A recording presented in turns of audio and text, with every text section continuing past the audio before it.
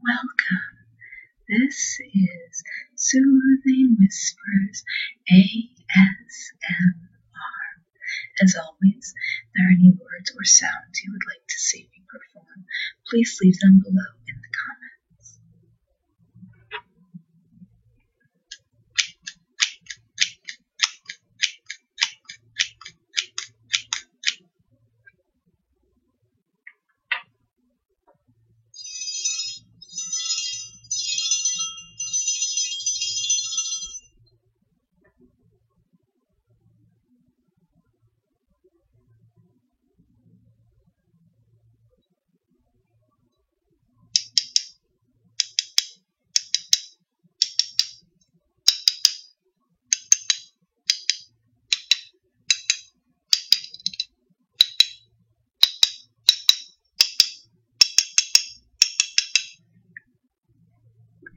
Today I thought we could continue reading some more Aesop's Fables. Turned out it's a very long book and there are many, many fables left for us to choose from. Today I thought we could start with The Ass and the Load of Salt. An ass is similar to a donkey. A merchant, driving his ass homeward from the seashore with a heavy load of salt, came to a river crossed by a shallow ford. They had crossed this river many times before without accident, but this time the ass slipped and went halfway over. And when the merchant at last got him to his feet, much of the salt had melted away. Delighted to find how much lighter his burden had become, the ass finished the journey very gaily. Next day the merchant went for another load of salt. On the way home the ass, remembering what happened at the ford, purposefully let himself fall into the water and again got rid of most of his burden. The angry merchant immediately turned about and drove the ass back to the seashore, where he loaded him with 2 great baskets of sponges. At the ford the ass again tumbled over, but when he had scrambled to his feet, it was a very disconsolate ass that dragged himself homeward under a load 10 times heavier than before. The moral is that some measures will not suit all circumstances.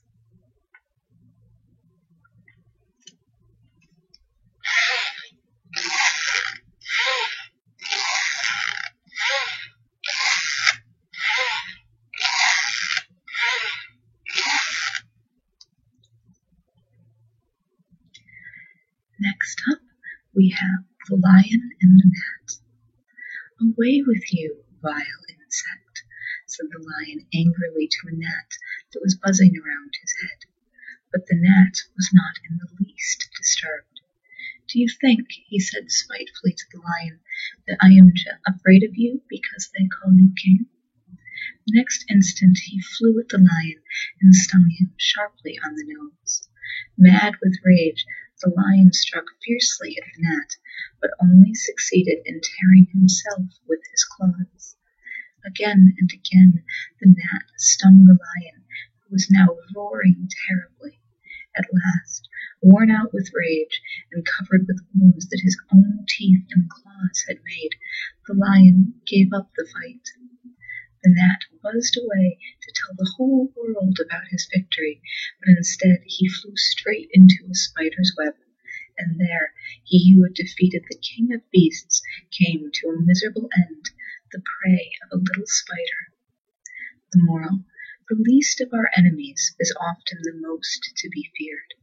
Pride over success should not throw us off our guard.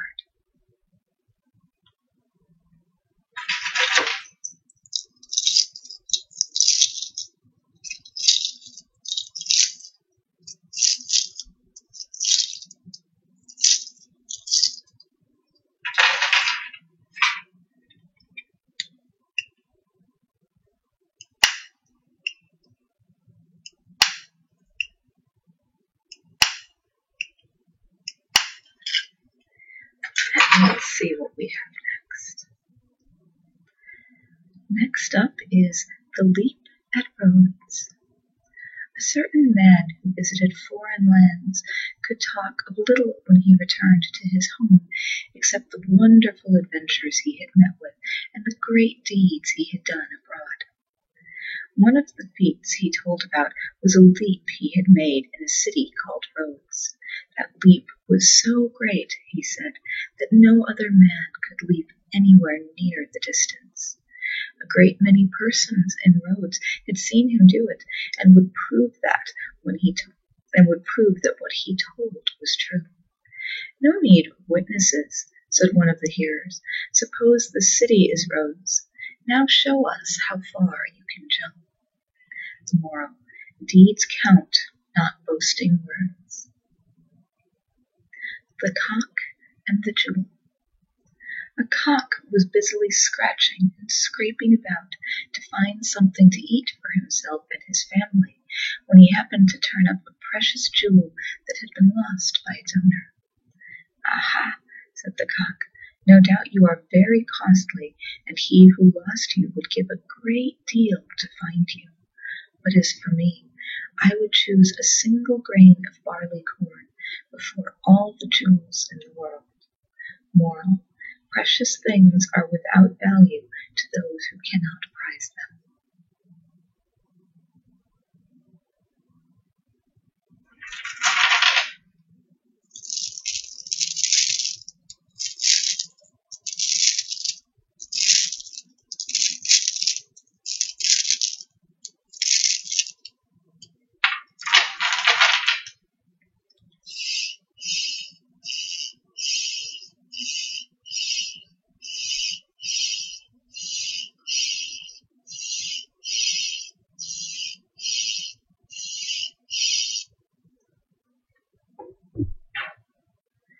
The Monkey and the Camel.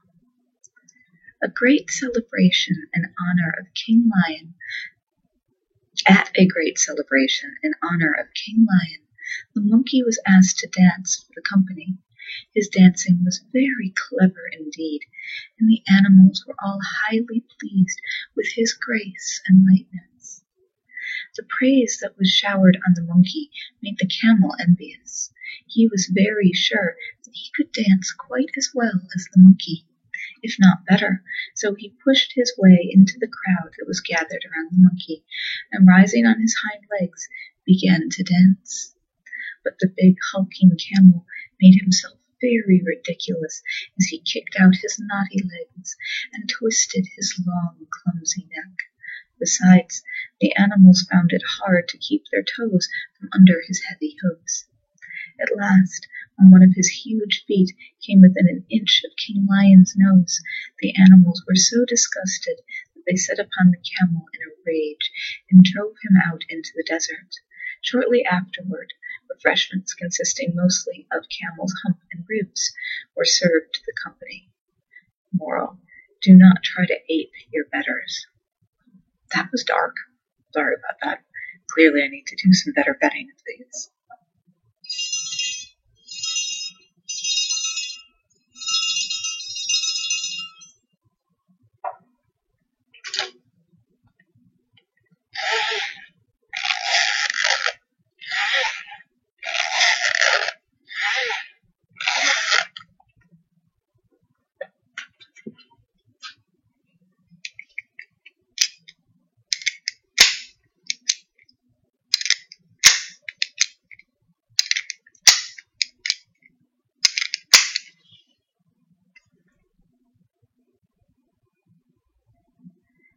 And next up we have the wild boar and the fox.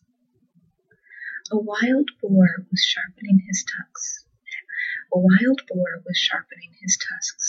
busily against the stump of a tree when a fox happened by. Now the fox was always looking for a chance to make fun of his neighbors, so he made a great show of looking anxiously about as if in fear of some hidden enemy. But the boar kept right on with his work. "Why are you doing that?" asked the fox at last with a grin. "There isn't any danger that I can see." "True enough," replied the boar, "but when danger does come, there will be no time for work such as this. My weapons will have to be ready for use then, or I shall suffer for it." The moral: preparedness for war is the best guarantee of peace. I guess that's sort of like the concept of mutually assured destruction during the Cold War. Not the most pleasant thought. Our final story for the night is The Ass, the Fox, and the Lion. An ass and a fox had become close comrades and were constantly in each other's company. While the ass cropped a fresh bit of greens, the fox would devour a chicken from the neighboring farmyard or a bit of cheese filched from the dairy. One day the pair unexpectedly met a lion. The ass was very much frightened, but the fox calmed his fears. "I will talk to him," he said. So the fox walked boldly up to the lion. "Your Highness," he said in an undertone so the ass could not hear him, "I've got a fine scheme in my head.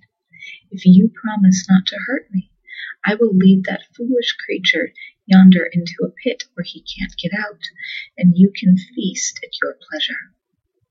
The lion agreed, and the fox returned to the ass. "I made him promise not to hurt us," said the fox, "but come, I know a good place to hide till he is gone." So the fox led the ass into a deep pit. But when the lion saw that the ass was his for the taking, he first of all struck down the traitorous fox. The moral is traitors may expect treachery. There's a lot of really dark fables for today.